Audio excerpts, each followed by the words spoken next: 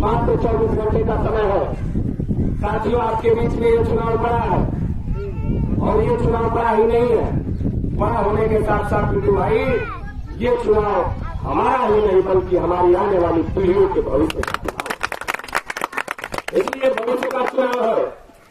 एक तरफ देश के अंदर सांप्रदायिक शक्तियां जिनका जन्म ही भारतीय राजनीति में सांप्रदायिकता फैला करके और नफरत फैला करके जन्म हुआ, एक दूसरे को धर्म के नाम पर, जाति के नाम पे, मजहब के नाम पे बात करके और समाज के हर तबके को अपने फायदे के लिए लड़ाने का काम करती है।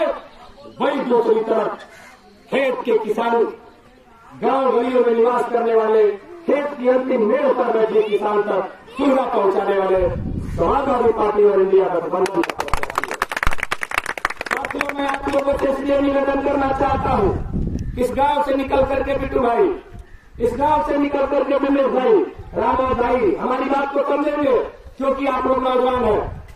अगर हमारे देश का लोकतंत्र और संविधान है तो हम और आप झोपड़ी में निवास करने वाले लोग कहीं न कहीं अपने हक और अधिकार के लिए इस लोकतंत्र के और देश के खूबसूरत संविधान की वजह से लड़ पाते हैं और अपने अधिकार को पाते हैं।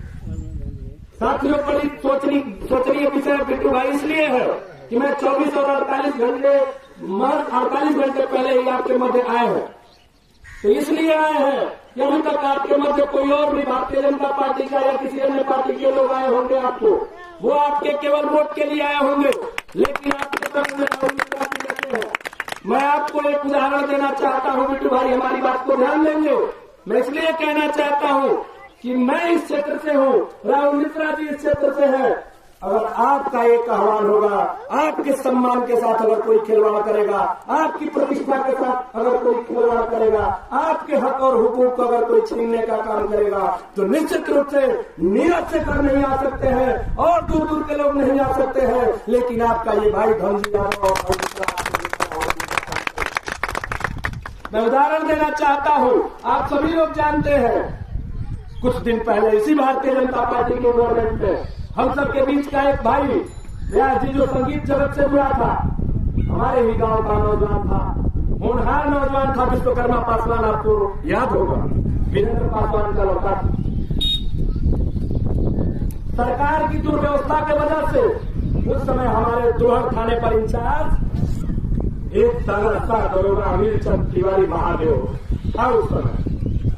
मैं बड़ी करुण हृदय से इस बात को कह रहा हूं कि ये जो भारतीय जनता पार्टी के लोग हमारा वोट आकर के लेते हैं, हमसे आपसे निवेदन करके हमारा वोट ले लेते हैं, लेकिन उसके बाद जब वो कुर्सी पर बैठ जाते हैं तो हम और आप उनके लिए पुतला दिखते हैं, ना कि इंसान दिखते हैं।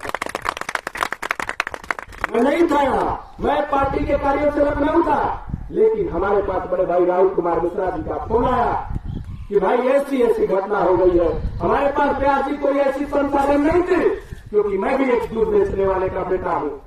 आज माननीय अखिलेश यादव के आशीर्वाद से पूरे प्रदेश में चलने का सौभाग्य प्राप्त जरूर हुआ।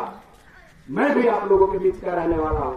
हमारे पास संसाधन नहीं थी कि मैं तत्काल पहुंच जाऊं उस आंदोलन में, लेकिन हमने बड़े भाई राहुल कुमार मिश्रा जी से बताने का काम किया कि भैया चाहे कुछ भी हो जाए, आप तो आंदोलन किए हो, चाहे बिजली का आंदोलन हो, चाहे विद्यार्थी राजनीति का आंदोलन हो, चाहे कोई भी आंदोलन हो, आपने आंदोलन किया है। निश्चित रूप से वो विश्वकर्मा हमारा भाई था, उसकी हक के लिए और उसके अधिकार के लिए और प्रशासन की और शासन की भ्रष्टाचार की पोल खोलने के लिए चाहे जितना भी लड़ना पड़ेगा लड़िएगा। आपके पीछे तो निश्चित रूप से बढ़िया ही नहीं बल्कि पूरे प्रदेश का नौजवान खड़ा हो जाने का काम करेगा।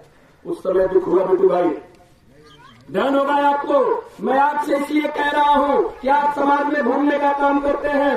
जब कभी कोई कहे भारतीय जनता पार्टी का वोट देने के लिए, तो आप इसका उदाहरण देकर के पूछ लीजिएगा। मैं आपको कहते जा रहा हूं, अगर वास्तव में प्रशासन और भारतीय जनता पार्टी के मौजूदा नेताओं ने केवल इसलिए सबको लाठी से पिटवा करके जेल में बंद करवाने का काम किया क्योंकि वो जानता था कि एक निजी जात का लड़का है, वो जानता था कि एक परेशानी का बेटा है, वो जानता था कि ये कुछ करने वाले नहीं है, फिर चुनाव आएगा ये सारी चीज भूल करके और हम एक प्रलोभन दे देंगे तो हमें वोट दे देंगे। बिट्टू भाई, न जाने कितने नौजवानों को आपको